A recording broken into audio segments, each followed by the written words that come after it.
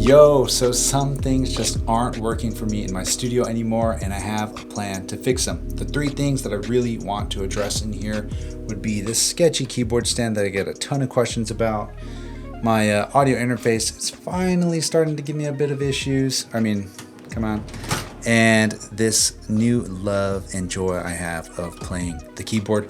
And I guess another thing would be wanting to simplify my studio and take the pressure off of being creative in this space, but I'll talk a bit more about that later. So first, let's take care of this sketchy keyboard stand. One of the most common questions I get asked is about my crazy tabletop keyboard stand. But let me show you how wild this thing is. First, I do not advise doing this because it's quite sketchy, but it hasn't fallen on me yet. All it is a 3-tier keyboard stand, right, with the 3rd tier taken off.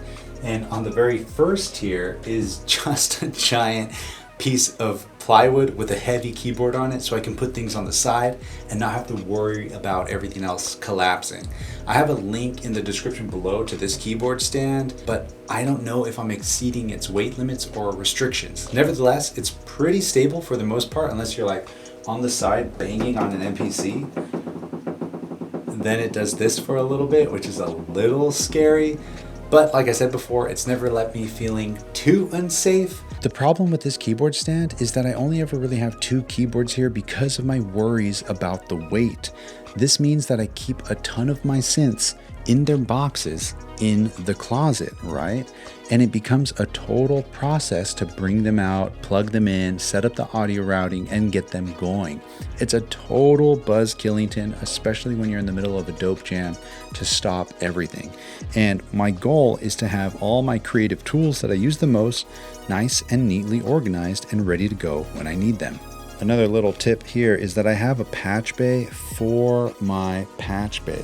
Essentially, the one here is going to be normaled into these 8 outputs here, 9 through 16.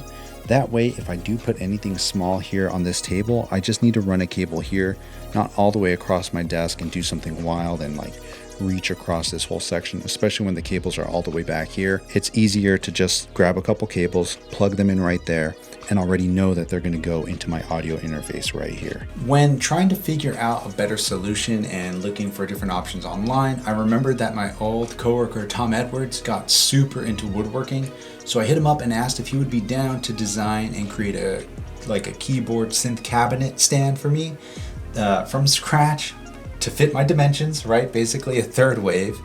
And he was game. So I let him have at it. Of course, I paid him for all the materials and a little extra for some labor, and it's finally done. So let's go pick it up and get it situated in here.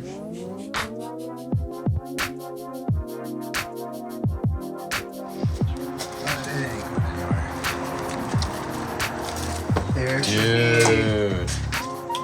Oh my God.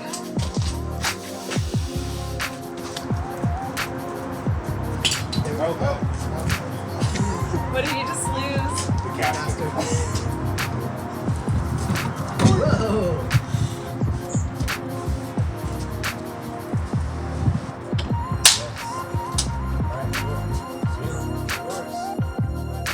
All right, that is now done and dusted. So another thing I've been doing a lot more lately is playing the piano. And I really love my Nord Electro 6D. Now, I do not advise buying one of these because they are so expensive. And if you really want one and know what they are, just look for a used 4D instead. And if you don't know what these are, you're totally fine with that one. But I love this thing, and I wanted to put it front and center because I use it as a really nice MIDI controller or as a really amazing sound source for organic sounding pianos and strings. So I moved it from the previous sketchy keyboard stand to dead center right in front of me because seriously, I use it in basically every song. Another issue I've been facing in my studio is dealing with my audio interface, the Claret USB. I have such a difficult time. I mean, it's gotten better now, but I have a difficult time accessing the Focusrite mix control software using my M1 MacBook Air. And I noticed this on my previous Focusrite, the Claret 8 Pre, which was Thunderbolt, right? So that was kind of to be expected, but this is USB-C and I still encounter some problems here and there. It works great when it does, and it works great with the settings that it has, but I can't change any of the settings internally, which sucks because once in a while I do some complicated routings and I can't have access to any of my settings. So I've kind of been going back and forth looking at a new audio interface, and I kind of deciding between the Apollo X4 or the RME UFX3. Now, my idea for going with the Apollo is that I want to simplify my studio setup a bit more. Right now, with the Focusrite, I think it's 16 inputs and 16 outputs, but I don't really make music like that anymore, where I used to have everything going all at the same time. Lately, I've actually just been enjoying recording bits and pieces here and there and then arranging them in a DAW. So I'm hoping that with the Apollo being smaller but still having ADAT, I can slim down my inputs and have a simpler, less complicated audio interface with some mix control and DSP processing power for my incoming signals. Now, the RME is like the Bugatti of audio interfaces if Bugatti made an engine for a Ford Pinto, because it looks so ugly but it works so well. It's massive, expensive, but it will most likely last forever and work without giving me any problems whatsoever. But again, it's me going overkill for what I need, and that's what's led me into this exact position that I'm in right now, trying to simplify my studio setup. When it comes to the DAW, of course I'm using Ableton Live most of the time, but I've been dabbling a bit more with Logic Pro for iPad as well as Logic Pro on my MacBook. It's super simple and just works. And I think I'm not having as many latency issues, but I don't know if that's true or if I'm hallucinating, but it feels weird that majority of the time everything just kind of works.